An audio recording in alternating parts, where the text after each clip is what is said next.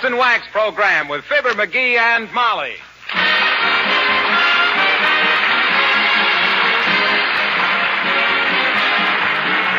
The makers of Johnson's Wax, Johnson's Car New, and Johnson's Self-Polishing Glow Coat present Fibber, McGee, and Molly, written by Don Quinn, with music by the King's Men and Billy Mills Orchestra.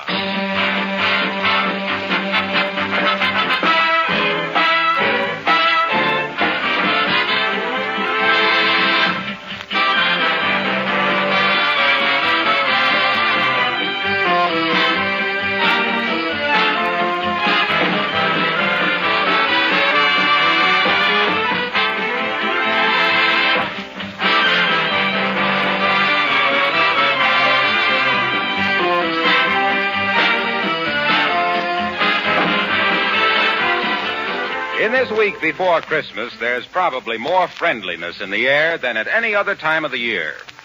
As we grow older, it's not the gifts of Christmas that we feel, but the friendly spirit back of them, the good smile, the warm hand clasp of neighbors and friends. When these friends and relatives gather with your own family in your own home, you realize what it means to have a home in a free country. In anticipation of these friendly gatherings, many of you will be adding the finishing touches of house cleaning this week. Among other things, going over waxed floors, furniture, and woodwork to make them gleam with beauty. The makers of Johnson's Wax are proud that their humble products find a useful place in your preparations for a warm-hearted Christmas season.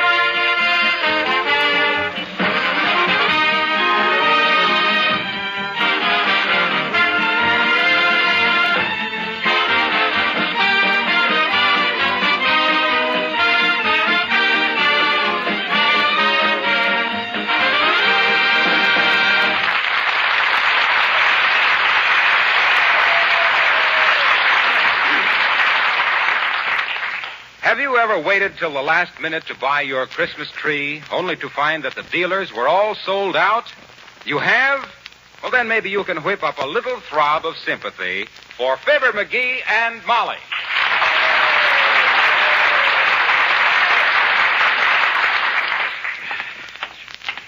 Well, I'm afraid it's no use, McGee. We've been to 7 different lots, and we haven't seen a loose spruce. Don't worry.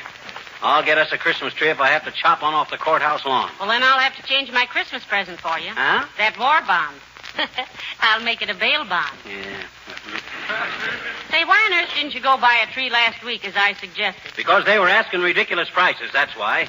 Most of them slum-raised lumber jerks were asking $7.50 for a bow-legged little balsam no bigger than a whisk broom. Do you think they get cheaper as they get scarcer? That ain't the point. The point is to find the guy that's overstocked, see? Afraid he isn't going to get rid of them by Christmas. Get one for a song that way. We should have brought Nelson Eddy with us then. I've heard you sing in the shower, and that soapy opera of yours wouldn't get us anything but a raspberry bush. Merry Christmas, Mrs. Nesmith. Who's that? Mrs. Nesmith. Oh. Say, there's a lot right along in here someplace where the guy had 1,000,000 trees last week, and he can't possibly... Oh, here it is. Come on. Oh, that must be the salesman. I beg your pardon, sir, but is that Christmas tree for sale? And if so, how much... Well, heavenly days, Uncle Dennis. Hello, Molly, darling, and Fibber, Hi, Unc. Where's the sap in charge of the saplings? We want to negotiate for a live log. Well, now, I'm sorry, lad, I am indeed. The gentleman in charge of this Christmas tree lot, a fine lad by the name of Monahan, may his pretzels never grow soggy, as he is one of the grandest guys that ever tripped a fruit peddler to take his hungry mother a big juicy apple, has closed up and gone home. Yeah, but we wanted to buy this Christmas tree, Uncle Dennis. Yeah, not that it's much of a tree. I've seen better fur on a mouse.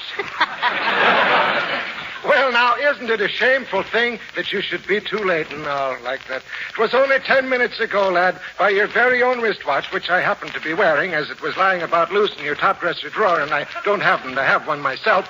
It was sold. Oh, dear, but there's no sales tag on the tree, Uncle Dennis. And who, may I ask, was stupid enough to dish out good dough for that beetle-bitten hunk of tumbleweed? 'Twas myself. You? You? You bought the last Christmas tree in this lot, knowing that we didn't have one? Now. And how was I to know that a smart gazoo like yourself would be getting caught without a tree? It was a bargain given to me by my good friend Monahan, who is quite a man at singing the camalias, which are a regular feature of Grogan's beefsteak dinners. May they soon be resumed when Hitler, the dirty little house painter, gets his comeuppance and Hirohito finds our heroes turning on the Hito. But say, why do you want a Christmas tree, Uncle Dennis? You live with us. Come on, Unc, sell it to us, will you? What do you say? Whatever you paid for it, I'll toss an extra 2 bits on the drum. 2 bits, that I could not do, lad. Huh? 'Twas buying this tree for a dear friend I was. And there ain't enough money in the world to make Dennis Driscoll betray a trust.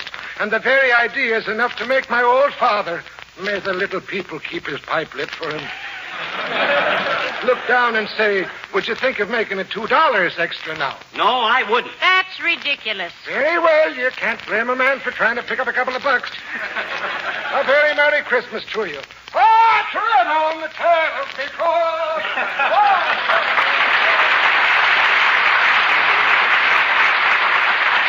Can you imagine that, my own uncle? Of all the dirty, low-down tricks, a fine Christmas spirit. Chipping his own family out of the last Christmas tree in town. You think it really is, dearie? Well, it might be. Come on, let's look some more. Goodwill toward men. That was a fine sample of it. Here we are with the whole world full of misery, needing friendship and sacrifice more than any time in history, and what happens? We get bopped with a balsam. If that ain't the dirtiest... Oh, McGee, look. Huh? There's a Christmas tree place right there. And there's Alice Darling coming out of it. Yoo-hoo, Alice. Oh, hello, Mrs. McGee. Hello, Mr. McGee. Hi, Alice. Don't tell us you're shopping for a Christmas tree, too. Oh, jeepers, no, Mr. McGee. On account of anybody who was silly enough to wait till now to buy their Christmas tree is simply just too stupid for anything. What are you doing down here? We're buying a Christmas tree. Oh, well, that's what I say. It's much better to wait till the last minute when it isn't so crowded and the trees are much fresher or something. When I bought my tree 2 weeks ago, 2 weeks ago. If you bought a tree, what'd you do with it, Alice? We didn't see it around the house anyplace. And a pine tree ain't exactly what you might call unobtrusive. Oh, well, I didn't buy it for me, Mr. McGee, on account of jeepers. I've only got one room, and a girl which she lives in just one room only needs a little piece of mistletoe. You know what that is. That's the ivy that if you don't meet the right people under it, it's poison. Ah, dear, and if you do, it's the berries. Why, Molly.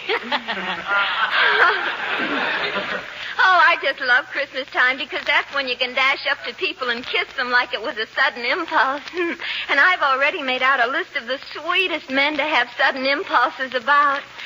Oh, that's one nice thing about being a girl. You can be girlish and people don't think anything about it. Now I know what I forgot to get Alice for Christmas, dearie. Lipstick. Yeah, that brotherly love stuff is great, ain't it, Alice? Particularly when you run out of brothers. Well, I don't want that you should get the idea that I simply rush around kissing simply everybody, Mr. McGee, because really I'm a very reserved character. You know, once I was in love with a fellow for 3 years, and he never even held my hand, and then he married another girl. Oh, who was that, Alice? Cary Grant. Creepers, I'd like to have met that man. Well, I hope you find a Christmas tree, Mr. McGee. Goodbye now.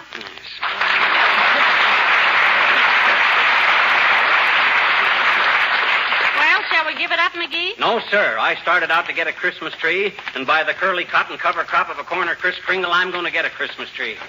Well, you might fly up to Canada and get one, but it would be a lonesome trip. What you mean? The other geese won't be flying back for a couple of months yet. Okay. Scoff if you want to. Deride. But I'm telling you, if Ah, Merry Christmas, Miss Curry. Who was that? Miss Curry. I'm telling you, Molly, when I set out to get a Christmas tree, by George, Hey, here's a place on the corner here. Oh, yeah. Come on. Say, Alice Darling might have told us she was getting one. She could have got us one at the same time. Well, what do you expect of people? Consideration? It's no wonder they always picture Santa Claus as a fat mug standing there holding the bag. My gosh, Oh, people... look, McGee, this place seems to have plenty of trees. Yeah, they had plenty last week, too. And the guy that runs this pocket-picking concession thinks no more of a quarter than I do of my left leg. Pocket-picking concession. Pocket-picking papa. That guy wouldn't lend you a match without 4 cosigners.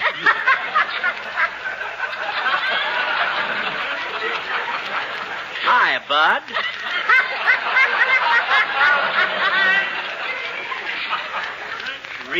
Remember me? Yeah. You were the guy last week that waved a dollar bill at me. And for that, I was supposed to sell you a 12-foot tree, deliver it, trim it, sing 3 Christmas carols, and carve you a turkey. Listen, we couldn't get a turkey. We're having chicken. Yeah, we're having turkey. Now, don't take me so literally, Molly. Look, Bud, if you have a nice, reasonable price tree, we might Yeah, we got only one left. Better take it quick, dearie. Not so fast. They like to haggle a little bit. Now, which tree is it, Bud? If it's the right size... You're leaning on it. Heavenly days, that one? You call this broken-down bird sanctuary a Christmas tree? Well, I've seen better trees than that in an old pair of tennis shoes. That moth-eaten bramble looks like it was raised in a cold hothouse. How much is it, sir? Much too much, lady. The price is way out of line. If I was you, I'd skip it. Don't tell me how much I can pay for a tree, Bud. I'm not as poor as I may look. I hope not, friend. You look like a holdout from a handout. Well, how much? $12. $12?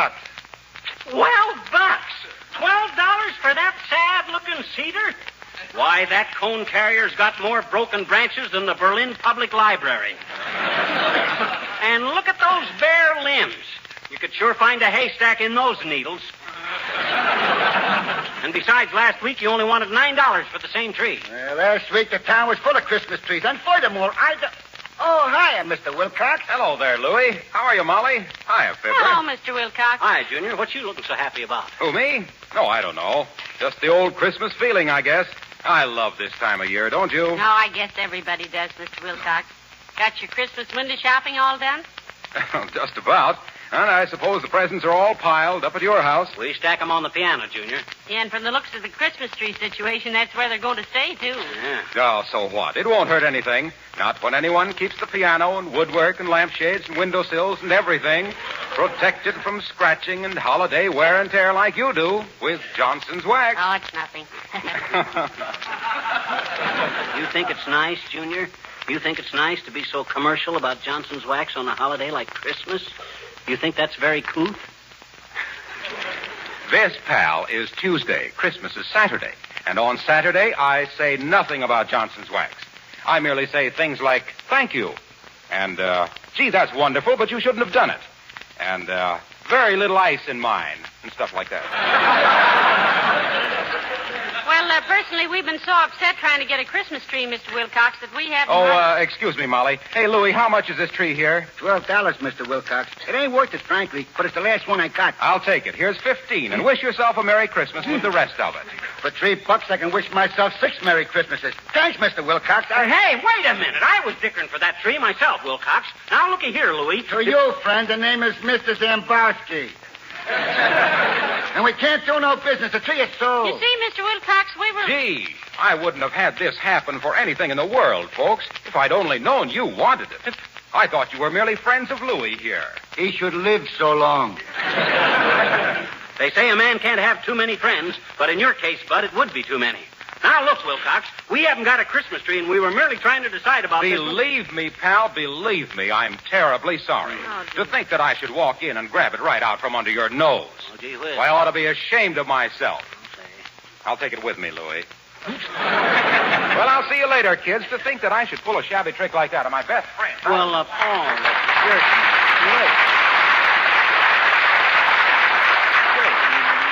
I'm afraid it was your own fault, dearie. You had the first chance at it. Well, Merry Christmas, Mr. Zambowski. And the same to you, lady. Come on, McGee. standing there like a friend, chatting away as gabby as you please, and all the time.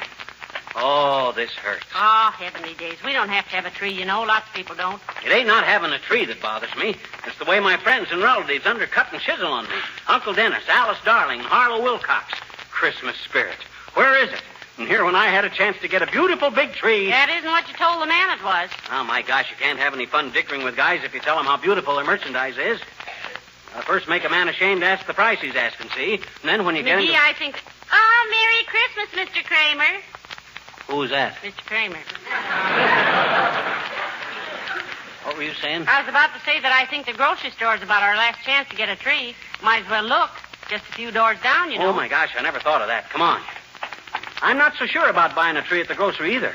Jimmy Sale will probably ask us 8 green points for it. I don't think it. Look in the window, McGee. They still got a couple. Hurry up now. These are both sold, and Lady Luck could know what I think of her. She'd forget she was a lady. Well, one is sold, McGee, but the other still has a price tag on it. How much? Let me see. $6. Oh, boy, that's a deal. I'm going to grab onto this till the clerk gets here, too. Anybody that gets this tree away from me will have to start trimming it with my 2 arms. Well, as the taxi driver said when Einstein got out of the crowded cab, this is certainly a mind off of my load. Yes, sir. Next time, maybe you'll believe me when I tell you that I know what I'm talking about. Hello there, Fibber. Hello, Molly. Hello, Dr. Gamble. Hi, Doc, old man. Happy Yuletide and all stuff like that there. Why are you hugging the tree, McGee? Just a nature lover, or are you going to climb it and hunt for birds' nests? Oh, he's just making sure nobody beats him out of it till the clerk gets around to him, Doctor. Yeah, till this deal is signed, sealed, and delivered, I stick to this trunk like a baggage label. Pretty nice little spruce, eh, Doc? Spruce. It's not a spruce. Douglas fir. Douglas fir. I thought it was a balsam. Might be some kind of a cedar. Might be some kind of a cypress, too, but it isn't. You know, my cousin had one of those on his farm near Peoria. We squeezed apples in it every fall. In what? A cider press. Oh. I didn't say cider press. I said cypress. Oh. The cypress is a symmetrical evergreen common to the western United States. Very interesting study, that of our non-deciduous trees. The pine tree, like most coniferous trees, is an evergreen, the larch being a conspicuous exception. Oh, are you an expert on plants and trees, Doctor? Well, it used to be a hobby of mine, Molly. Botany's a very interesting subject. Of the two, which do you like best, Doc? Of which two? Plants and trees or botany? Why, they're the same thing, dearie. I had it in high school. In fact, I was the pistol-packing mama of the lily collectors. I thought maybe Doc knew so much about him because he was a tree surgeon at heart. No, but if I ever hear of a sap needing a transfusion, I'll know where to come. Oh, yeah? I'd show you who was a sap if I dared let loose of this tree for a minute. Oh, now, boy. One excuse is as good as any, McGee. Yeah. By embracing that tree, you're probably saving yourself a few very spectacular contusions. Is that so? Yes. Why, you unreasonable facsimile of a male brother. For 2 aspirin Now, tablets... McGee, is that any way to talk while hugging a Christmas tree? No, it isn't, Molly, and it was my fault. I'm sorry, McGee. No time for quarrels. Okay, Doc, old man. I'm a little hasty myself at times. Not about buying Christmas trees. Well, real friends are too scarce to fight with them. In fact, McGee, I retract all the unpleasant things I ever said about you in the past. Oh, I do too, Doc. I even take back the stuff I thought about you. And that's even dirtier than what I said. Well, now, this is better. You know, Christmas is a time when we should all be friends. I think so, too. Let bygones be bygones, McGee. Be a pal. Well, that goes for me too, Doc. Here, I'd like to shake your hand. Good. So would I. Isn't that nice? Wait till I get untangled from this weeping willow here, and put her there, Doc. I think this is one of the sweetest things I ever Hey. saw.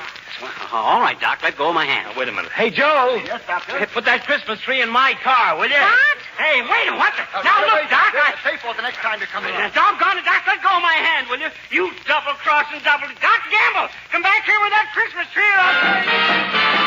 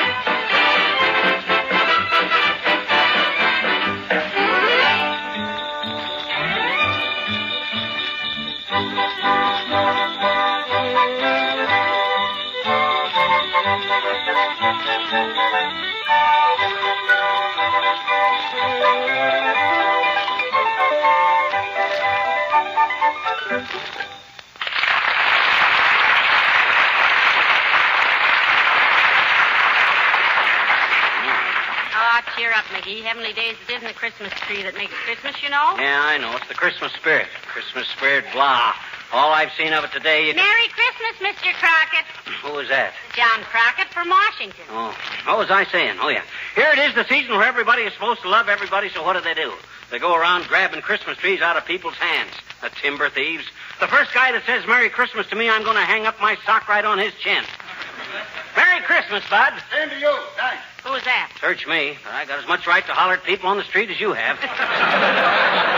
Doggone it, if those so-called throat-cutting, sheep-stealing friends of mine knew how bad I wanted that tree, I'd... Hey. What? What if we string the colored lights on that rubber plant of yours and... Oh, no. That's no good.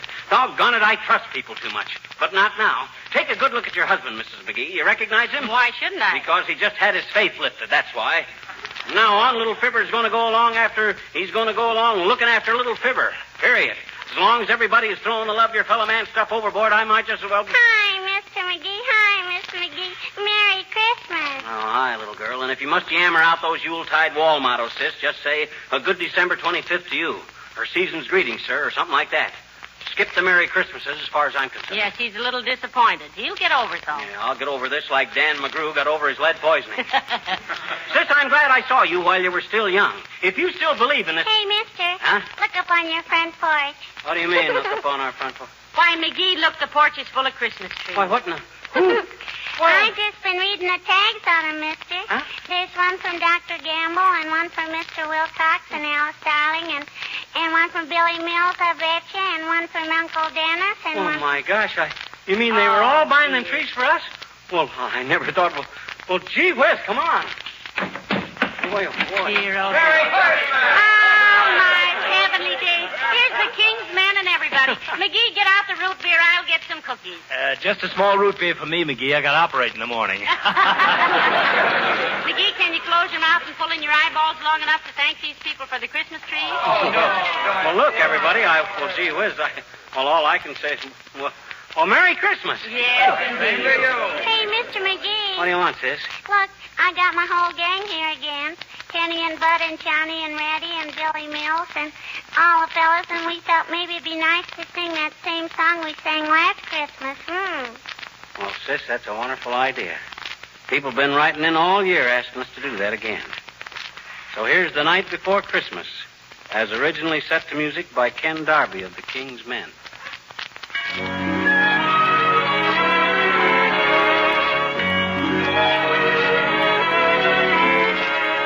The night before Christmas and all through the house, not a creature was stirring, not even a mouse. The stockings were hung by the chimney with care, in hope that St. Nicholas soon would be there. The children were nestled all warm in their wee little beds, while visions of sugar plums danced in their wee little heads. Mama in her kerchief and I in my cap had just settled down for a long winter's nap.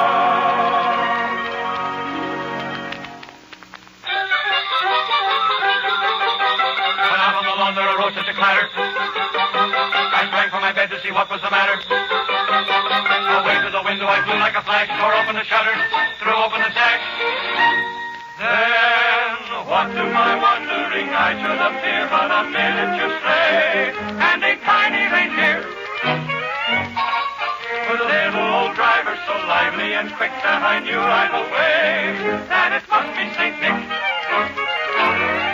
All bundled in fur from his head to his foot, old Santa was covered with ashes and soot. I drew in my head and was turning around when down the chimney he came with a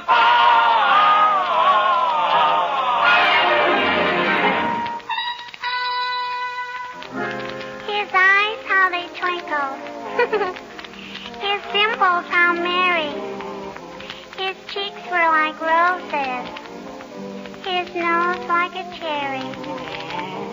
His droll little mouth was drawn up like a bow. and the beard on his chin was as white as the snow. The stump of a little old pipe he held tight in his teeth, and the smoke went around and around and around his head like a wreath. He was so chubby and plump, a right jolly old elf. Then I laughed and I laughed and I laughed when I saw him in spite of myself. He had a broad face, oh ho ho, and a little round belly, oh ho ho, that shook when he laughed, oh ho ho, like a bowl full of jelly. Ho ho, he gave me a wink of his eye and a twist of his head, a chuckle and a smile. I knew all the while I had nothing to dread. He spoke not a word, but went straight to his work and filled all the stockings. Oh, boy. Then turned with a jerk, then laying a finger aside of his nose and giving a nod up the chimney he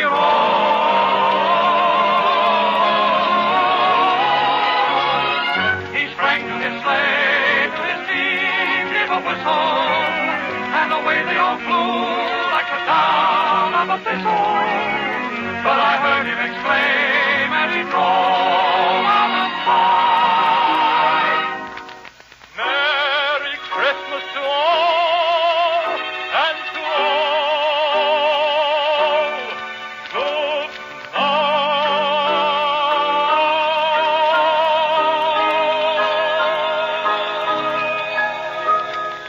Oh, is he gone? Is the night after Christmas, and all through the house not a creature is stirring, not even the mouse. The presents are scattered and broken, I fear, and St. Nicholas won't come again for a year. The children are nestled all warm in their wee little beds, while memories of sugar plums dance in their wee little heads. Mama in her kerchief and I in my cap are settled at last for a long winter's